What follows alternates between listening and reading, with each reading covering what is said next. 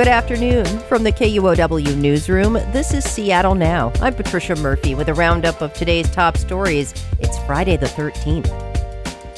With protests against Donald Trump planned around the country this weekend, local officials are urging people to exercise their rights peacefully. Some national media organizations reported that ICE was preparing to deploy special response teams in Seattle and other cities. Seattle Mayor Bruce Harrell says he's heard nothing about any increased presence by ICE.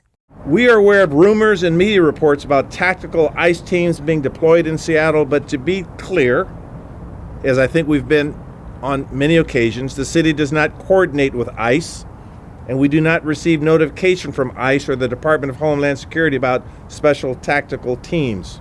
Washington Governor Bob Ferguson also called on protesters to remain peaceful. The group Indivisible and other organizations have planned anti-Trump protests around the country on Saturday. Ferguson says local law enforcement can handle the protests, and he doesn't want Trump to send in the National Guard and the Marines, as he's done in California.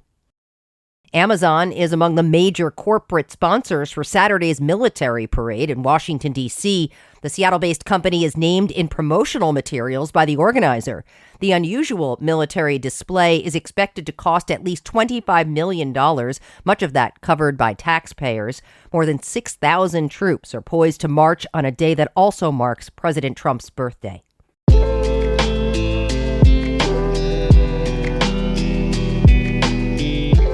President Donald Trump is pulling the U.S. government out of a landmark agreement to recover salmon in the Columbia River Basin. Trump is reneging on more than $1 billion in promised funding for tribes and ending a government-wide initiative to restore abundant salmon runs in the Columbia and Snake Rivers. This signals an end to the federal government's willingness to consider dam removal on the Snake River.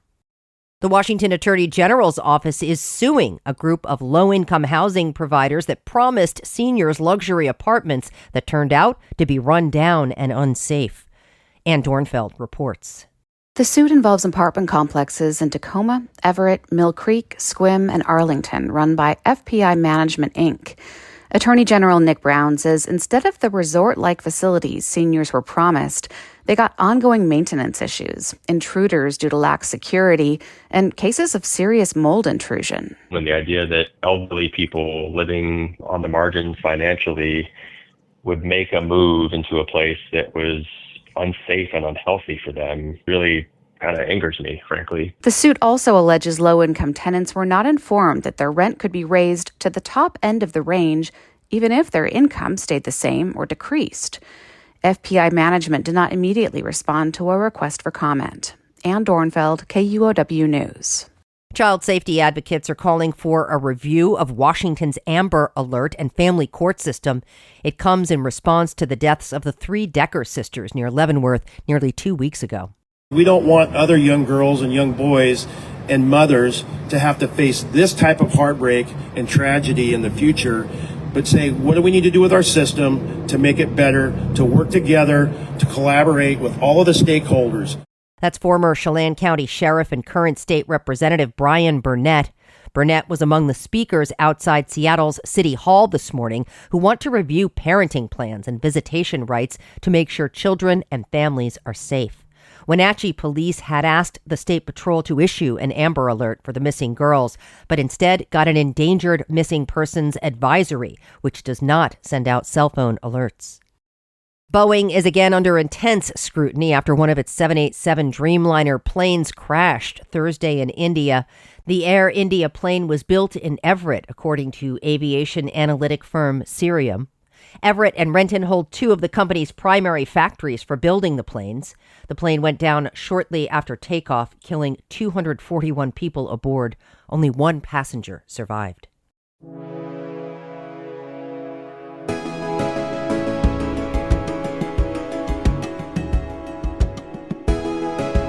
Washington State will stop funding for a program that removes homeless encampments and directs people towards permanent housing. The Encampment Resolution Program has removed about 80 encampments located along highways, according to the Seattle Times. Typically, local governments fund the removal of camps, not the state. As the state faces a multi-billion-dollar budget deficit, officials said other funding needs took priority. King County officials say they hope they can find a new source of funding for the program. Here in Washington, it's hard to know how well our climate solutions are working. The state takes up to 4 years to disclose its climate-damaging pollution, and Democrats and Republicans disagree over how to get faster results.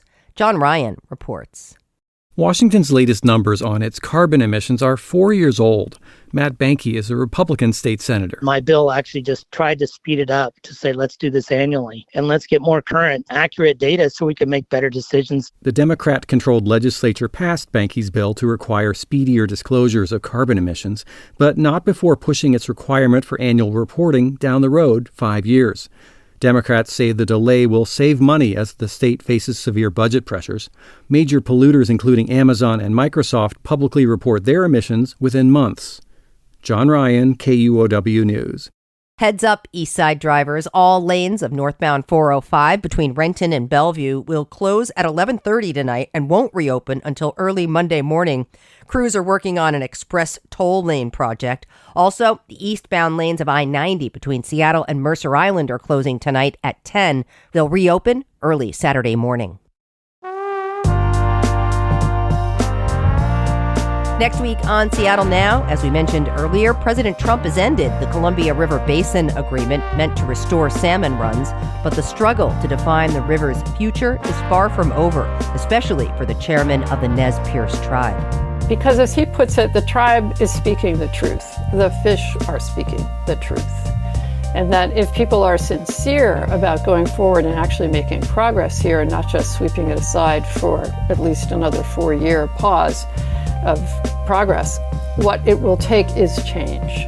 Hear that Monday morning. And that's a wrap from the KUOW Newsroom. Our producer is Andy Hurst, and I'm Patricia Murphy. Seattle Now and KUOW are members of the NPR network. Have a great weekend.